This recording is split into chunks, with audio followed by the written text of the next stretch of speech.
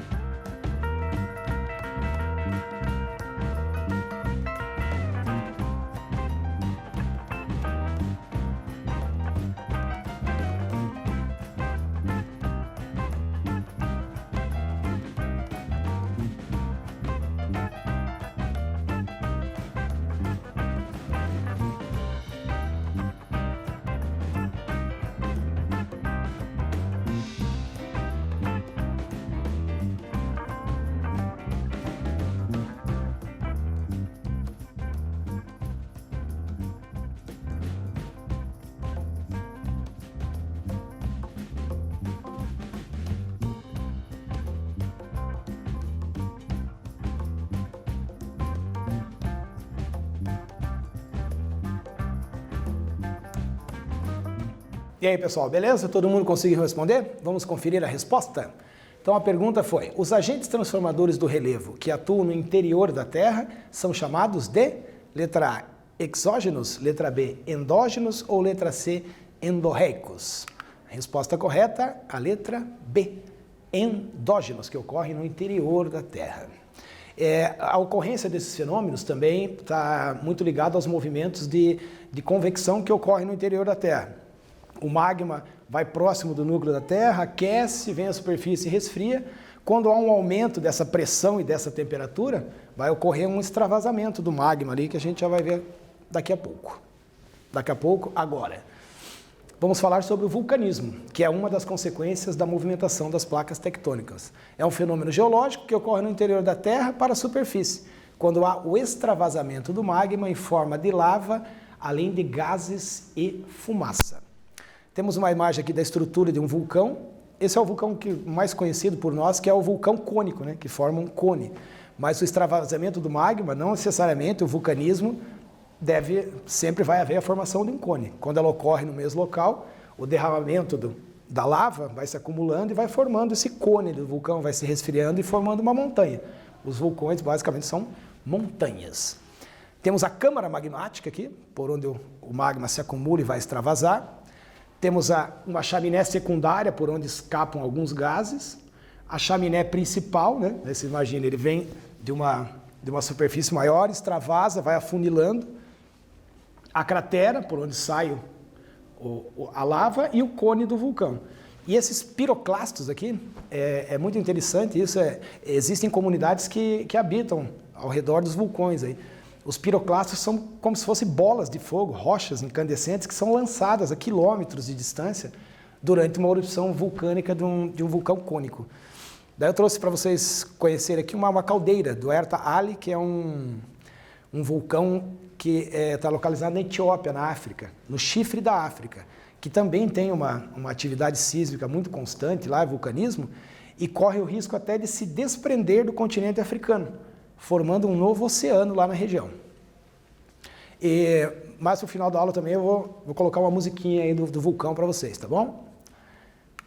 Vamos lá. Os abalos sísmicos, a movimentação, né, no interior da Terra, são os terremotos, os maremotos e os tremores de terra. Aí trouxe um destaque para vocês aqui, vocês também já devem conhecer, já ouviram falar do Círculo de Fogo ou do Anel de Fogo do Pacífico. É uma formação aqui, ó, que abrange toda essa área, é um encontro de placas tectônicas aqui. Eu tenho a placa sul-americana, mais acima tem a placa de Cocos, tem a placa do Oceano Pacífico, a indo-australiana. Então, todos os países que estão nessa região aqui, eles sofrem com essa movimentação sísmica. Aqui também tem um bloco de diagrama exemplificando uma falha geológica. Você tem o foco lá onde aconteceu, no interior da Terra. Quando ele chega na superfície, é chamado de epicentro, né? E no epicentro é que ele emana as ondas sísmicas, que vão fazendo a movimentação do solo, causando os terremotos, né?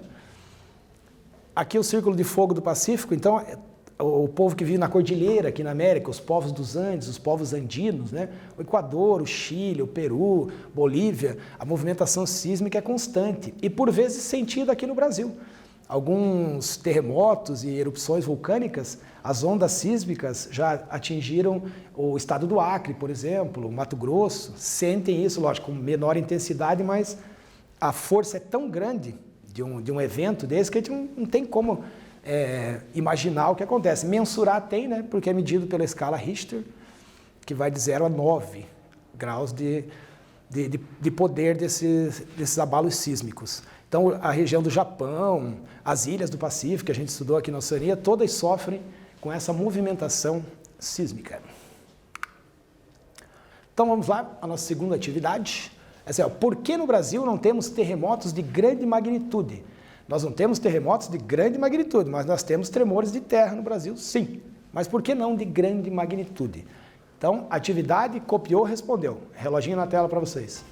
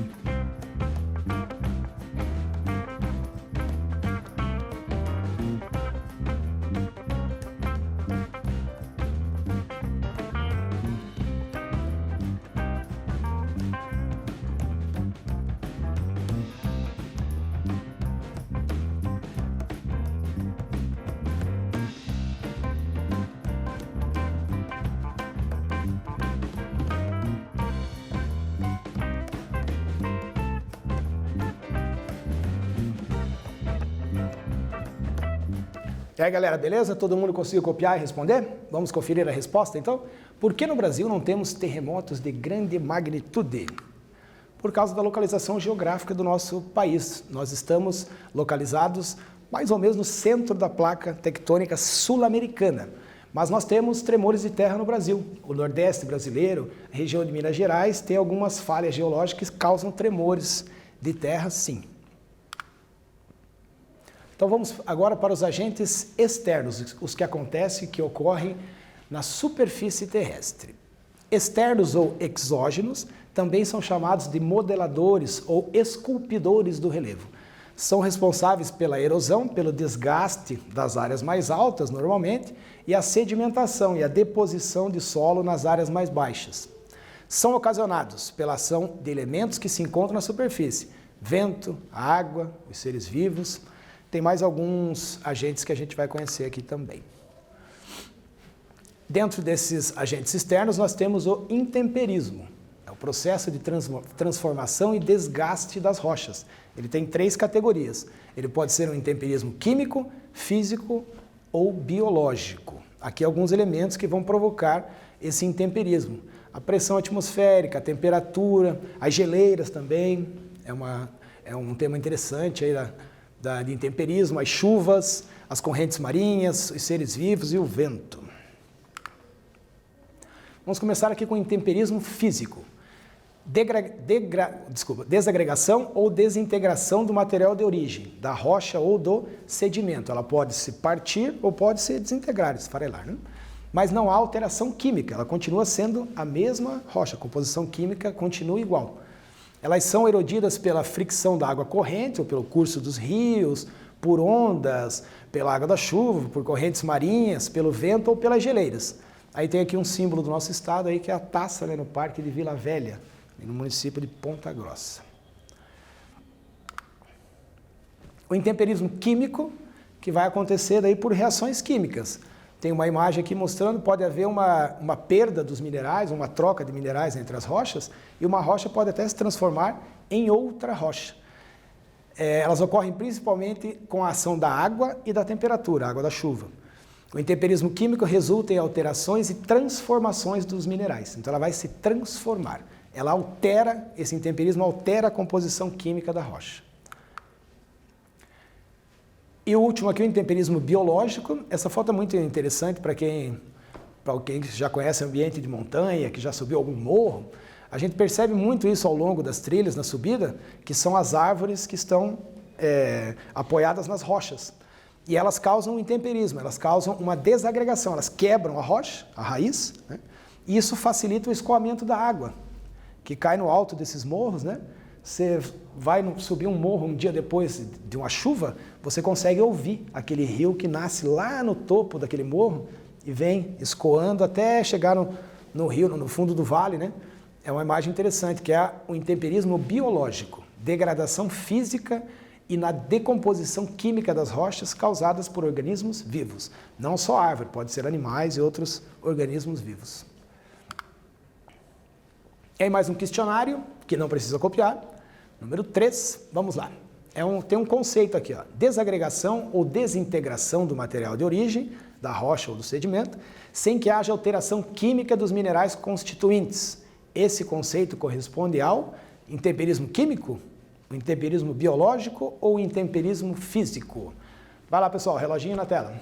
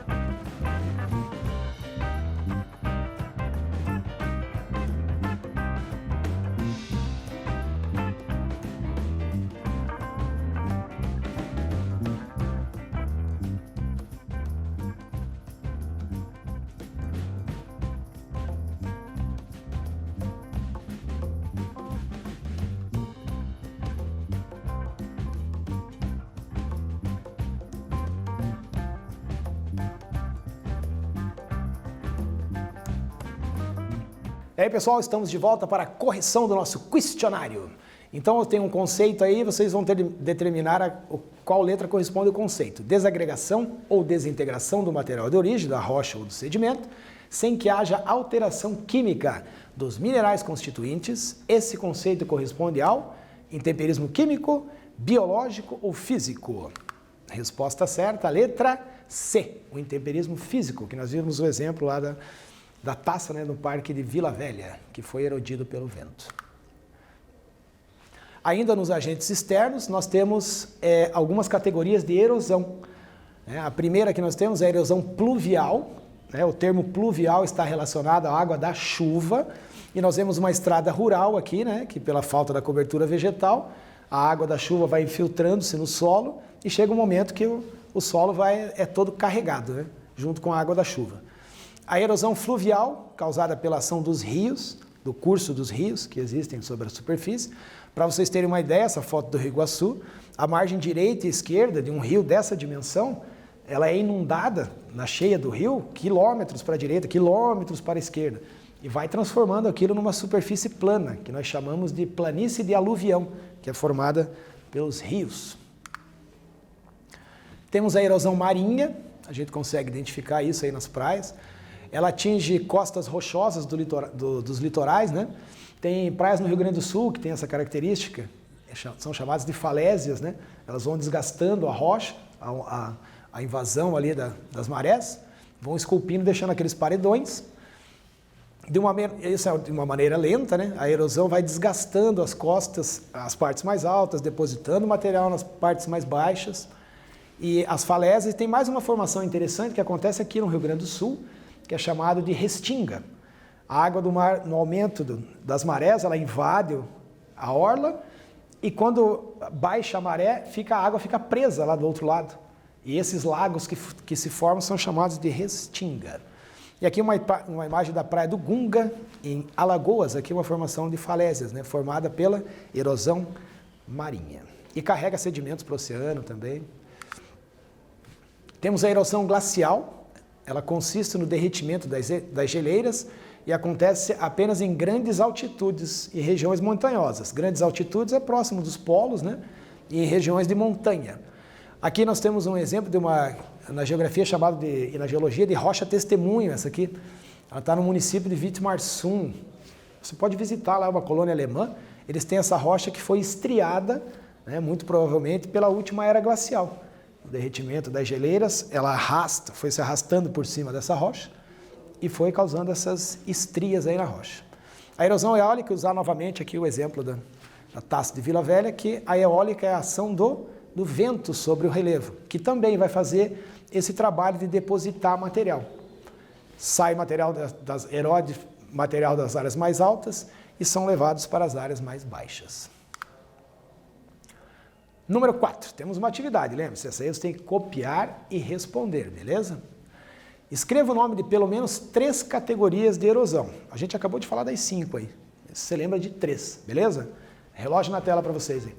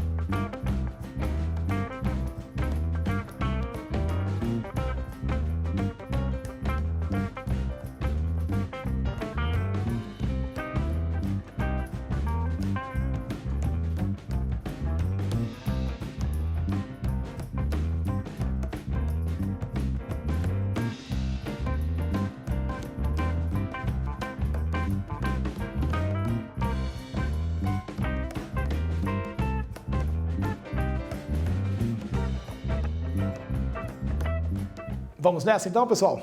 Voltamos aqui para corrigir a nossa atividade número 4. Escreva o nome de pelo menos 3 categorias de erosão. Vamos a elas. Eu coloquei 5 aqui para a gente relembrar, né?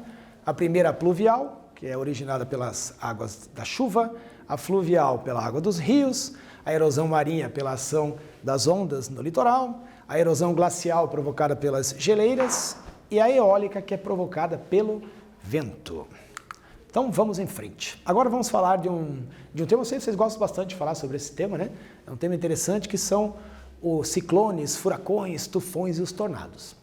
O furacão, o tufão e o tornado são nada mais do que ciclones, são categorias de ciclones.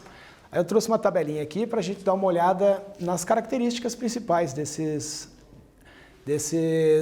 elementos. Nós temos o tornado, o tamanho, as diferenças básicas são tamanho, duração, velocidade e a formação, local de formação, de origem. Os tornados normalmente têm menos de 2 km de diâmetro, a duração é de menos de 1 hora, nem por isso deixa de ser devastador, né? A velocidade varia entre 100 e 480 km por hora e ele surge a partir das nuvens do tipo cúmulos. Aí vamos relembrar o que é uma nuvem cúmulos. É uma nuvem que você vê no céu enorme, gigantesca, cobre quilômetros de extensão ali, e você consegue enxergar ela migrando, chegando na sua região, você sabe que vai chover forte ali. Então são as nuvens gigantescas que formam os tornados. Os furacões, eles já têm centenas de quilômetros de diâmetro. Eles podem atingir vários estados, países, né? Duram vários dias, têm mais de 115 quilômetros de velocidade e se formam sobre o oceano tropical, entre os trópicos. O tufão é o nome dado aos furacões no oeste do Oceano Pacífico. Na porção norte, lá para o lado oeste, é chamado de tufão, mas é o mesmo que um furacão. E aqui uma notícia, nós tivemos esse tornado que eu vou mostrar para vocês, aconteceu em 2015, nós tivemos um em 2019 também na mesma região oeste. O tornado atingiu o oeste do Paraná e matou 15 mil aves. Foi no município de Palmitópolis, no município de Cafelândia, no oeste. E aqui tem a foto do tornado, né? Ele se transforma num tornado quando ele atinge o solo. E tem esse formato aí. E como eu prometi a vocês, agora vocês vão ficar com Abalo Sísmico e os Moderadores do Relevo, com a música Olha o Vulcão.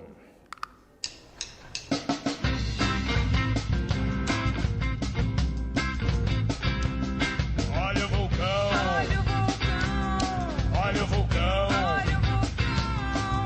A geografia explica como funciona o vulcão. O vulcanismo exerce uma função, modelando o relevo quando ocorre erupção. Olha o vulcão e o magma é fonte de informação, trazendo que é composto dentro da terra. Olha o vulcão, olha o vulcão. Vamos agora conhecer a estrutura do vulcão. Olha o vulcão, temos a câmara magmática do vulcão. O magma resfria e forma o cone do vulcão. E a cratera é a porta de saída da lava do vulcão. Olha o vulcão e os gases que saem do vulcão influenciam o clima do planeta. Olha o vulcão, olha o vulcão. Olha o vulcão, olha o vulcão. Temos o Etna, o Vesúvio, o Krakatoa, olha o vulcão. E se tiver gente por perto, causa estragos de montão. Olha o vulcão, mas o vulcão só tem a fama de vilão. Traz benefícios ao planeta, vamos saber quais são. As suas cinzas sofrem uma transformação que enriquece o solo e isso é muito bom pra plantação. Podendo ferro, fósforo, sódio, potássio, olha o vulcão. Olha o vulcão, olha o vulcão, olha o vulcão, olha o vulcão, olha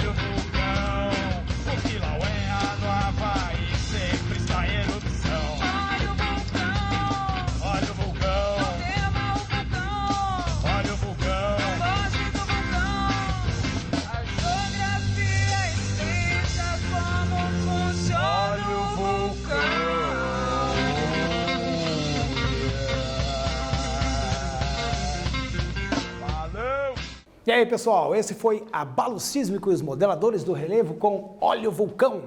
Vamos conversar um pouquinho sobre a letra da música, né? Os abalos sísmicos, a tectônica de placas, o extravasamento de magma, sempre estão relacionados a catástrofes, né? Eles atingem o ser humano, atingem a fauna, a flora da região, né? Mas perceberam aqui num trecho da letra que o vulcão só tem a fama de vilão e ele traz um benefício, né? Os povos que habitam ao redor aí dos vulcões, eles se aproveitam disso para a agricultura, né? As cinzas que são expelidas pelo vulcão, elas têm alguns elementos que enriquecem o solo, deixam esse solo fértil, fertilizado, e é utilizado por essas comunidades, né? O vulcão Krakatoa, o Kilauea, que são vulcões muito ativos, né? O Krakatoa, por exemplo, é recordista em extravasamento de magma na história aí dos vulcões, né? E eles viram uma catástrofe, lógico, que atinge o ser humano, que está acostumado a viver naquela região, convive com essas catástrofes, né? O ser humano é, muito provavelmente, a espécie que consegue se adaptar a qualquer condição de paisagem climática, de relevo, seja o que for, nós seres humanos desenvolvemos essa capacidade com a tecnologia e com a nossa sabedoria, nós conseguimos nos adaptar a qualquer ambiente. Então vamos relembrar o que vimos na aula de hoje. Nós conhecemos os agentes externos e internos do relevo, os exógenos, que são os externos, e os endógenos, que são os internos, né, que transformam as paisagens. Nós falamos sobre o vulcanismo, né, finalizamos a aula aí com a música, os abalos sísmicos, que são os tremores de terra, são medidos pela escala Richter, os terremotos. Já nos agentes externos, falamos sobre o intemperismo, que são os elementos que modelam, né, os elementos modeladores do relevo, as várias categorias de erosão, né, que retiram o material das áreas mais altas e depositam nas áreas mais baixas. E falamos sobre os agentes modeladores do relevo, que são os seres vivos, a água da chuva, o vento, as geleiras, as correntes marinhas, né, e dentre outros elementos que modelam e transformam as paisagens pela ação da natureza. Beleza, galera? Essa foi mais uma aula Paraná. Até a próxima!